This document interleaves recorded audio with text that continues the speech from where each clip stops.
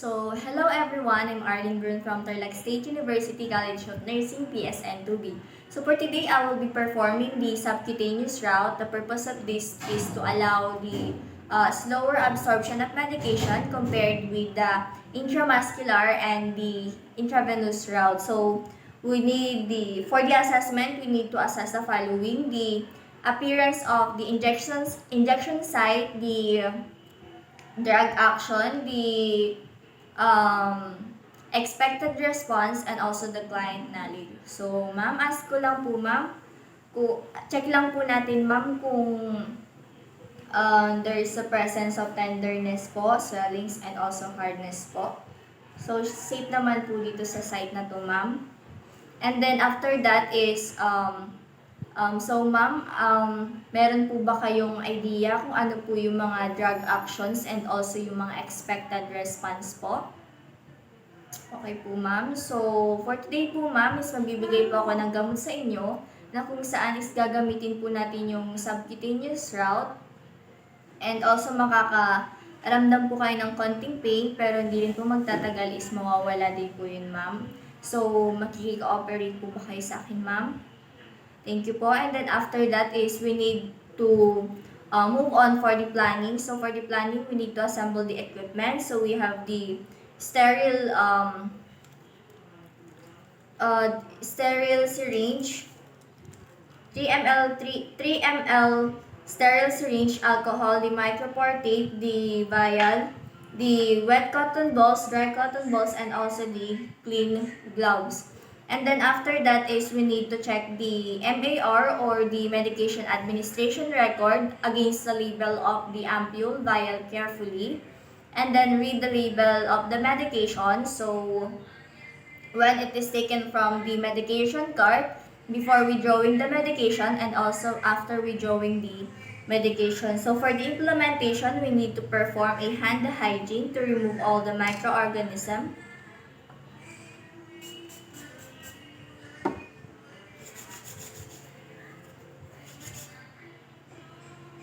And then after that is we need to prepare the medication. So I have here the vial.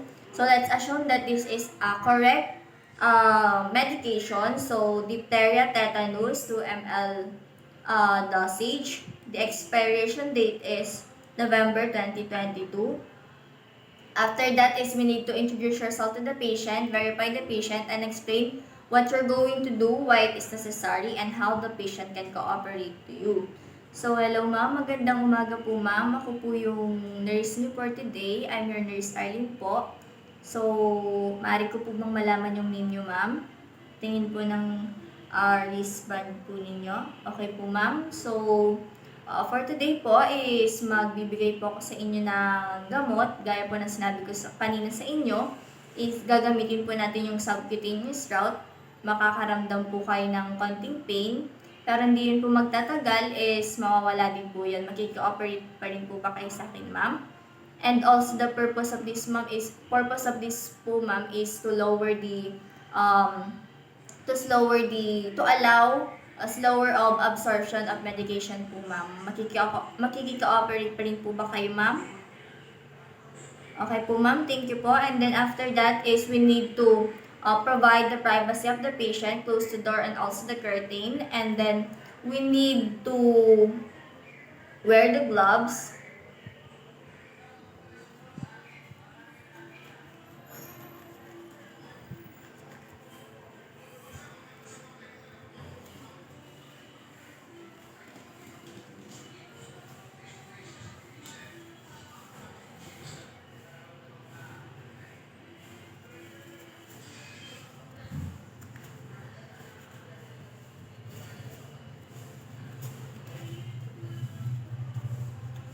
And then after that is we need to select the site that is free from tenderness, hardness, and also swelling. Make sure that this is not frequently used site. So ma'am, check lang po natin. Masakit po ba ma'am? Okay po ma'am, tignan lang po natin kung may presence po ng tenderness, hardness, and also swelling po.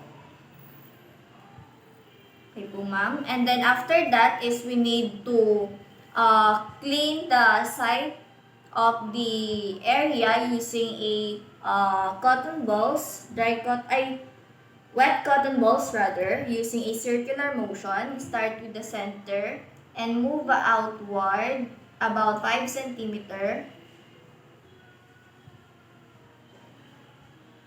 And then discard, and then after that is we need to place and hold the swab between your third and fourth finger using your non-dominant hand, or position the swab on the client skin above the intended site. And then after that is we need to prepare the medication. So open the 3 ml sterile 3 ml syringe, and then pulling it straight up to avoid cross contamination. And then clean the rubber cap of the vial using a circular motion.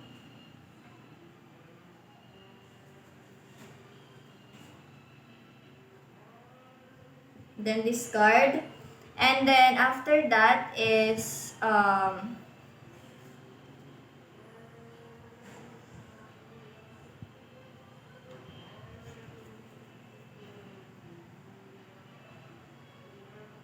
make sure in a bevel, the needle is in a bevel.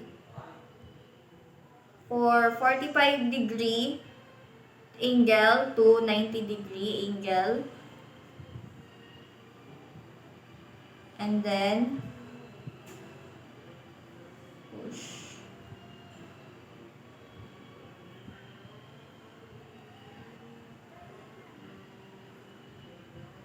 And then after that is remove the needle. And then if there's a presence of bubbles, you can flick it. And then after that is inject the medication in the 90-degree angle. You can use 45-degree angle naman, but I will use the 90-degree angle.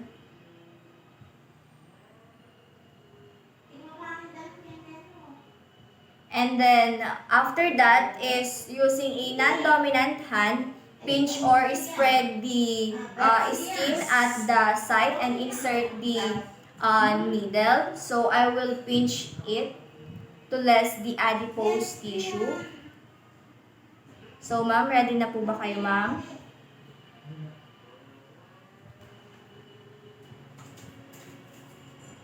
And then after that, when the needle is inserted, your non-dominant hand at the end of the syringe, and the dominant hand in the below the flanger. And then after that is inject the medication and holding the syringe steady and depressing the spreading the slow and the even pressure. And then after that is we need to embed the needle for about 5 seconds. And then after that we need to remove the needle in a same angle.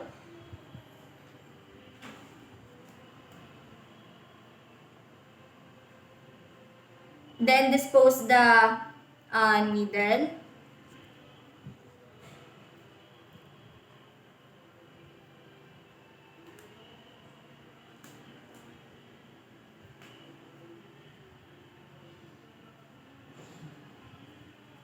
And then after that is we need to, if there is a presence of blood, you can use a sterile gauze, but my patient don't have a bleeding. And then after that is dispose all the supplies and materials or equipment used, and then inappropriate receptacles, and then we need to remove the uh, clean gloves, and then we need to perform a hand hygiene to remove all the microorganisms. And then after that, for the evaluation, we need to document the medication administration, the site, the route, time, the right time and dosage, and also the nursing assessment, and then observe the possible reaction to the medication that you administered. So, ma'am, kamusta po yung gamot na ibinigay ko po sa inyo through subcutaneous route po? Yes po, ma'am. Hindi din po magtatagal, ma'am, is mawawala din po yung sakit na yan. So, thank you po, ma'am, and that would be all. Thank you.